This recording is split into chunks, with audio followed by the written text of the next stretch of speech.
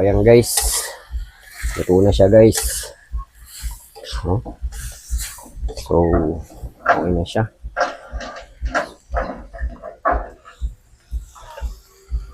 Titikman natin to guys ng isa. So, ito. Ito natin guys, oh. Ito na guys, oh. Oh, init guys. Dami. Ayos yung pakaluto ng sili. Kumapit. So, kapit na kapit yung toyo guys. Tsaka yung hanghang niya.